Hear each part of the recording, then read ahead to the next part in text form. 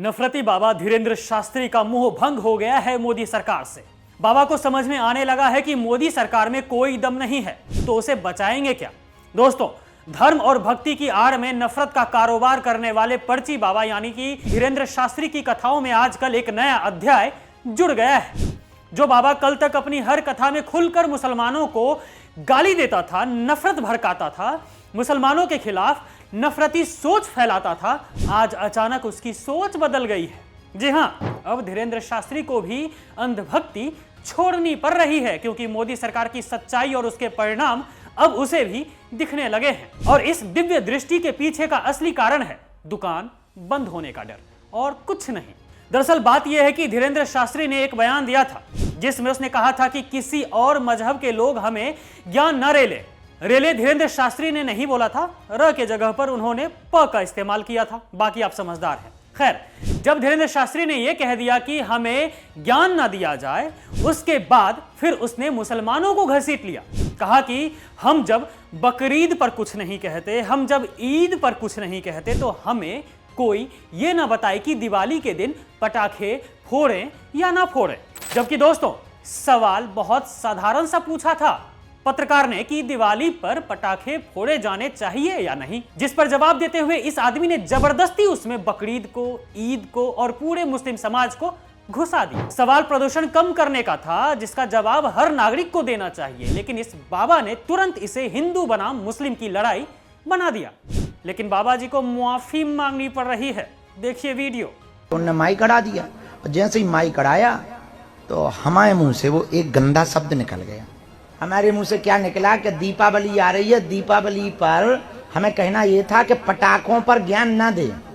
अब वो हमारे मुंह से जबान फिसल गई, निकल गया पटाखों पर ज्ञान न पेले। पूरी रात हमें गिला नहीं रही, तो आज हमने कह भी दी काऊ का भैया बुरो लगो है, तो I am very very sorry. सुना आपने, ये बागेश्वर बाबा धीरेंद्र शास्त्री यूं ही नहीं माफी मांगी है। असल बात यह है कि इसके बयान ने इतना विवाद खड़ा किया कि धीरेंद्र शास्त्री को न सिर्फ चौतरफा आलोचना झेलनी पड़ी, बल्कि शायद उसे अपने नफरती कारोबार पर कानूनी शिकंजा कसने का भी डर सताने लगा। और जैसे ही दुकान बंद होने का डर सताया, उसकी दिव्य दृष्टि अचानक सेक्युलर हो गई, और इतनी सेक्युलर हो गई कि अब तो अपने आका को ही सुनाने लगे हैं ये जनाब, मतलब मोदी सरकार को।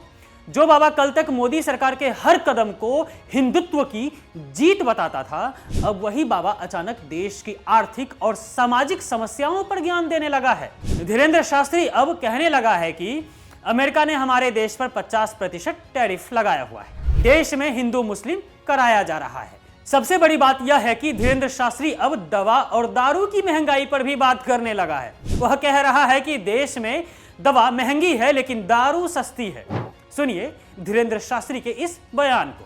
तुम्हारे देश भारत में दारू महंगी नहीं है, सस्ती है, दवा महंगी हो गई है। सुना आपने, लेकिन आप अब हमारी सुनिए। धीरेंद्र शास्त्री में यह बदलाव हैरान करने वाली बात नहीं है, बल्कि हास्यास्पद है। वह फेकू बाबा जो महज 2 दिन पहले तक नफरत और विभाजन की कथाएं सुना रहा था, अब अर्थव्यवस्था पर प्रवचन दे रहा है। यह स्पष्ट संकेत है दोस्तों कि जब सत्ता का संरक्षण कम होने लगता है, या जब जनता का गुस्सा नफरत से हटकर महंगाई और बेरोजगारी पर केंद्रित होने लगता है, तो ऐसे एजेंडा चलाने वाले फेकू बाबाओं को अपनी दुकान हिलती हुई दिखाई देने लगती है। यह माफी दिल से नहीं आई है, यह पर्ची बाबा की सेल्फ प्रिजर्वेशन की रणनीति है। वह समझता है कि अगर वह केवल नफरत की आग में घी डालता रहा और मोदी सरकार की सच्चाई से आंखें मूंद कर रहा, तो एक दिन उसकी पूरी भक्ति की दुकान बंद हो जाएगी, धाराशायी हो जाएगी। तभी तो धीरेंद्र शास्त्री का यह यू टर्न साबित करता है कि इसकी आस्था या भक्ति का कोई मूल्य नहीं है। यह सिर्फ सत्ता के इशारों पर नाचने वाला कठपुतली है।